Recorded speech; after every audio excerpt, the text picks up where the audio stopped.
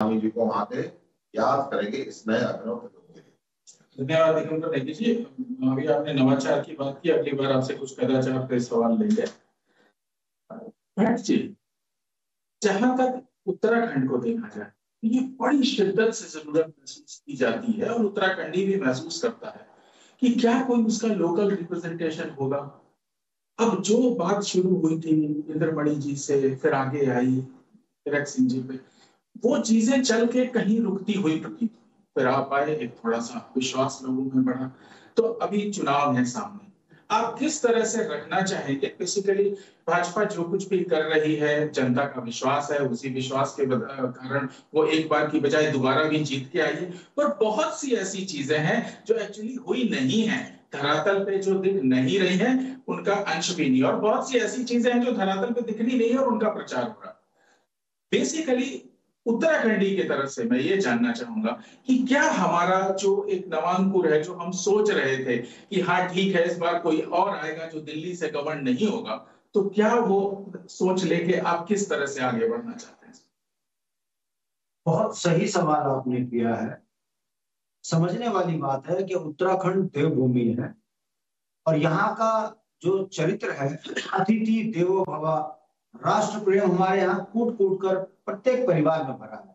यही कारण है कि उत्तराखंड राज्य के लिए 42 से ज्यादा बलिदान देने वाली ये कौम जब अपने राज्यों को बनाने की बात आई तो इन्होंने सर्वप्रथम राष्ट्रीय पार्टियों के नेताओं पर विश्वास किया। इससे नकारा नहीं जा सकता, यह सोचकर कि केंद्र और राज्य मिलकर उत्तराखंड का चौमुखी विकास करेगा और जिन बुनियादी चीजों के लिए राज्य मांगा है उस पर काम होगा।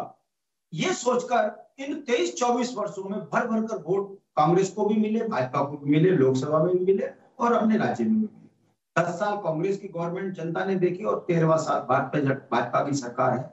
और उत्तराखंड की जनता को क्या मिला? अब सवाल ये है, आज का ही अखबार देख लीजिए जिस पर आज ये डिबेट रखी है, धाकड़ धामी के धाकड़ 2 साल, इससे पहले कभी नहीं हुआ इतना विकास।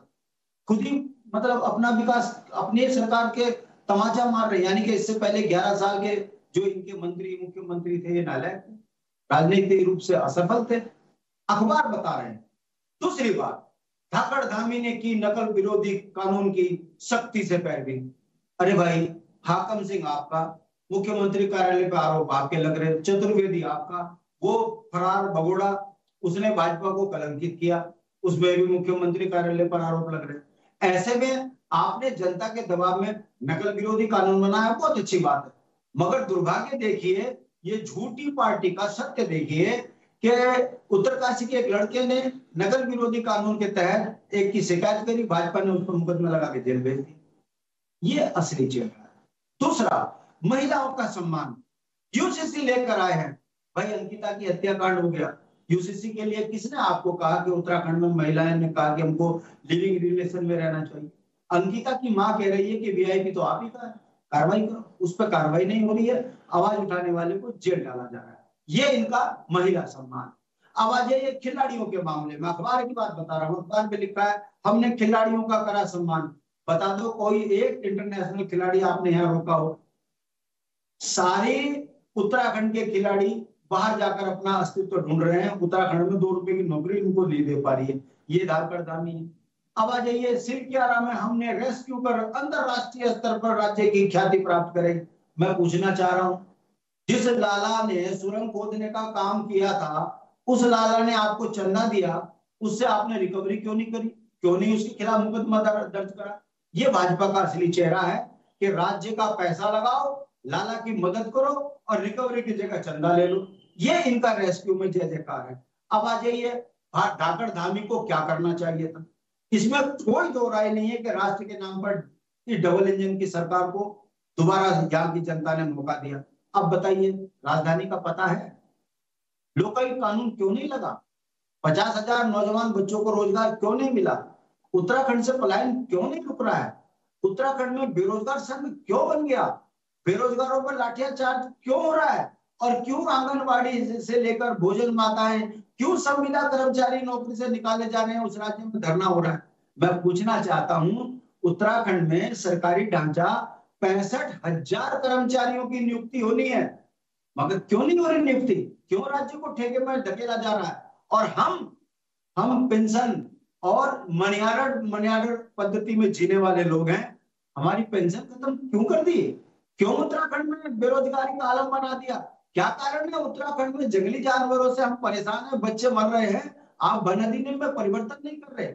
आपको तो बताना पड़ेगा ना गांधी जी कि आपके 5 सांसद जो दिल्ली गए हैं, जो गांव गोद लिए, वही गांव के लोग डंडा लेके बैठे हैं कि अगर सांसद आ गए तो इस बार भगाएंगे इनको, चुनाव का बहिष्कार। लोकतंत्र में, डबल इंजन की सरकार में इन्हीं के गांव लिए हुए गोद की जनता जो है कह रही है कि यदि गांव का विकास नहीं होगा तो सांसद को घर में घुसने नहीं देंगे, हम चुनाव का बहिष्कार करते हैं। यही हाल इनका एक ढोंगी बाबा सिंगतानी पुल का काम रोक देता है, वर्ल्ड बैंक से पैसा पास है, सब कुछ हो गया, स्वीकृत पुल को जो है रोकने में भारतीय जनता पार्टी जो है सफल हो गई।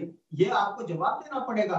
बीन नदी का पुल यमुनेश्वर में नहीं बना, किमसार मोटर मार्ग केवल इसलिए रुका है कि वन अधिनियम के कारण, और आप हर साल उसका जो है रिबन काटने चले जाते हो चुनाव के समय पर। आखिर ये उत्तराखंड की जनता के साथ में इतना बड़ा धोखा अगर आप कर रहे हो, ये अगर झाकड़ धामी की जो है उपलब्धि है, तो मैं पूछना चाहता हूं आपके माध्यम से, देखिए झूठ के ज्यादा पांव नहीं होते।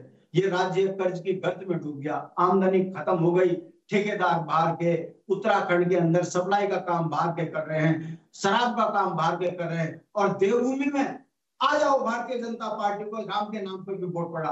तो मैं पूछना चाहता हूँ, ये देव संस्कृति है भारतीय जनता पार्टी जो घर घर शराब, हर घर शराब, घर घर भांग, हर घर भांग का नारा लेकर बैठी है, ये उपलब्धि धामी जी की है।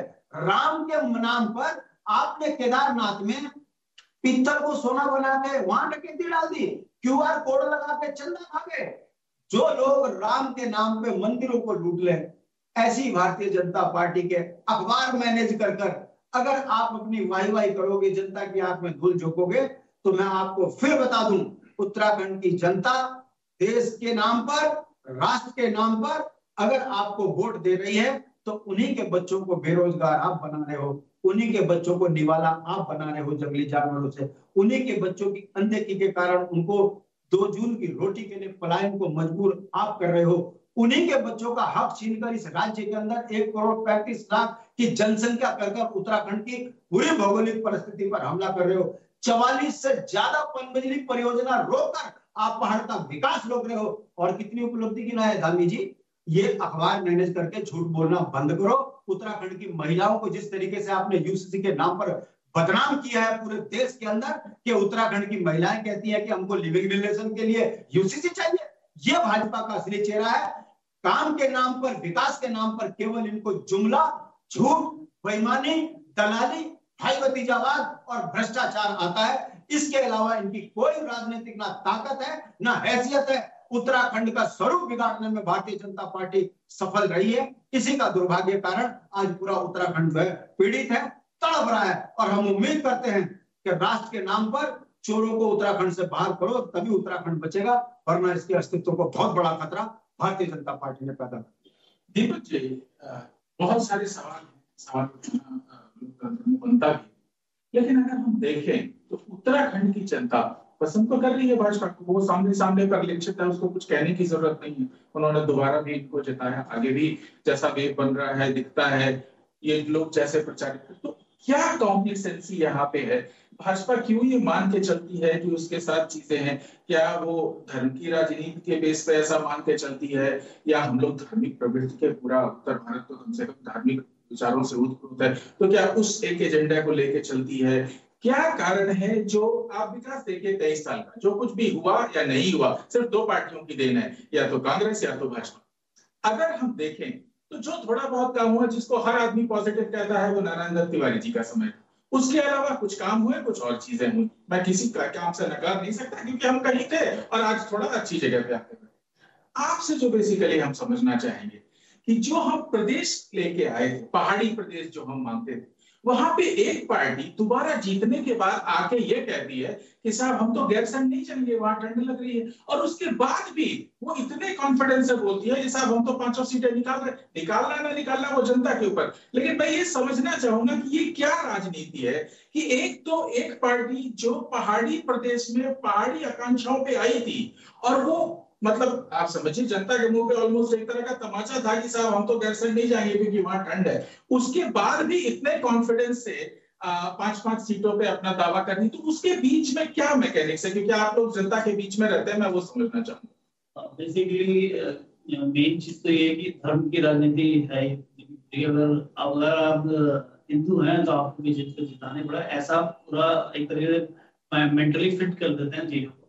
आज इस चीज को ऐसे समझिए आप कि आजकल कोई प्रोडक्ट बनता नहीं है, उसका ऐड आना शुरू हो जाता है, और वो ऐड इतना आता है कि आप दुकान वाले में जाते हैं, भाई ये दे दे, वो बोलता अभी तो नहीं, फिर वो डिस्ट्रीब्यूटर को फोन करता है, डिस्ट्रीब्यूटर भी आगे कंपनी को फोन करता है, फिर वो प्रोडक्ट बनाया जाता है, फिर वो दिया। देखिए उसका डिमांड पहले कर दी जाती है। अगर कमर्शियल उससे देखें तो उसकी डिमांड पहले जनरेट कर दी जाती है। सेम चीज वही है, बीजेपी वही कर रही है। आपका धर्म को आपको इतना बढ़ा दिया कि उसको वो ऑटोमेटिकली आपके दिमाग और उसमें घुस गया, तो आपको उनके प्रति आप झुकेंगे और करना ही पड़ेगा, क्योंकि अगर नहीं करेंगे तो आप हिंदू विरोधी तो वही कहलाएंगे, ये तो स्पष्ट है।